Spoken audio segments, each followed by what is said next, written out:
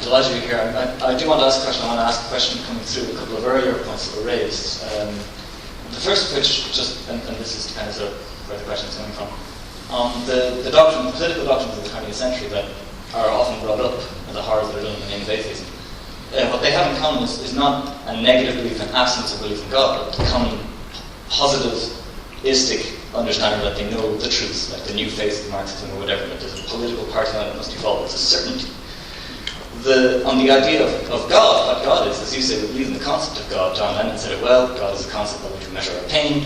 God exists, it's meaningful, and all people who come into a conversation about religion, whether they're believers or not, especially if they're believers, agree that what they're discussing is something beyond our expression, something like that. And the danger comes when people believe fundamentally or linguistic fundamentalism, they've got the right wording. That's where I come with God. Now, my question for you is just about your, and I'm deeply sympathetic to your contributions to public discourse. You're referred to as one of the four horsemen. Personality probably comes into this a lot, but something I've noticed, not only in Ireland, in the UK and the US, the deep cynicism and judgment of the Catholic Church in Ireland that came about with the disillusionment after the scandals that came, is deeply, it's not quite xenophobic, but it's very much demarcated on lines. There's the us and there's the them, and there's a very similar kind of an exclusionary about for the non-church affiliated. In the other three horsemen's contributions lend themselves very strongly to a kind of an enlightened, know the truth, science is right and they're wrong kind of positionality. The principal virtue of religion, and all the ones that you listed are very, very much close to my heart. One that's missing that you didn't mention is humility. And very often the popularization of scientific understandings comes across as if it's a capital T truth, it's capital S science, knowing the way it is, whereas my understanding of science is very much an ongoing conversation, is what you're saying, where one doesn't actually ultimately know what works to the best understanding. Do you feel that while it's a good thing that all four of you have made the conversation much more a presence in popular readership, do you think that to a certain extent there's a misrepresentation of what Enlightenment values, which are what you invoked there, are actually more about? It's not actually about knowing, it's not actually about us all having the same understanding and everybody getting the same path. That's not the point. The point is the conversation. And how do you negotiate between enlightenment and getting the conversation going? First, I'm proud to be one of the four horsemen. I'm amused that we got that label, and I count them all as valuable allies. And I want to say, and I've said it many times, that if you actually read what Dawkins writes in The God Delusion, if you read it carefully and ask yourself, where exactly is it being vicious or rude or nasty? It's interesting, there's one sentence that is quoted again and again. It's the only sentence I can find in the whole book that is quotable as being over the top.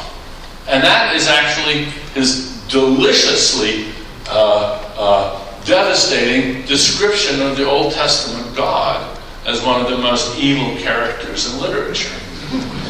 And I actually have not found anybody who disagrees. Christians or not. His writing is very different from his persona in television. Well, yes, and you know, this, in a way it doesn't make any difference. But he did not want to call that program the root of all evil. That was foisted on him by the producers. And that probably has a big role to play. You mentioned humility. And it comes up often in these discussions. And it quite takes my breath away to be told by religious spokespeople that we are not humble, that we don't have humility, when they utter the most preposterous garbage without a shred of evidence and with scary certainty. I think they're the ones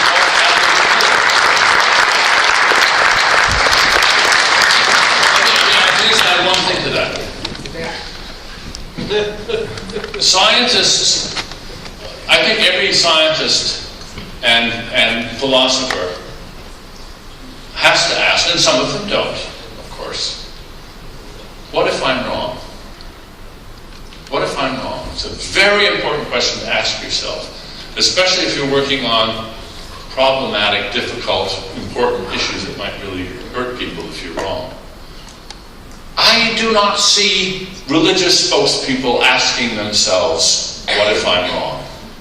And I wish they would. I just want to make sure you don't actually think, I mean, I'd be philosophically materialist. I mean, I'm completely non-believer in anything beyond physical material. No. In terms of consciousness, I follow your own line. I consider it, essentially mechanistic. I just think that if one's going to bring science to the public domain, there should be an emphasis much more on the conversation, as you suggest, rather than the understanding. Yeah, well, I'm glad you approve of my sort of my rhetorical stance, which is milder and somewhat more respectful. It's interesting, though. It's interesting that I've found deeply religious people who much prefer the conversation with doctrines to the conversation with me. Because whereas by their lights, whereas I'm engaging a lot of, Marquis of Queensbury, gentlemanly fisticuffs, he's just coming in and going, and they would rather deal with that.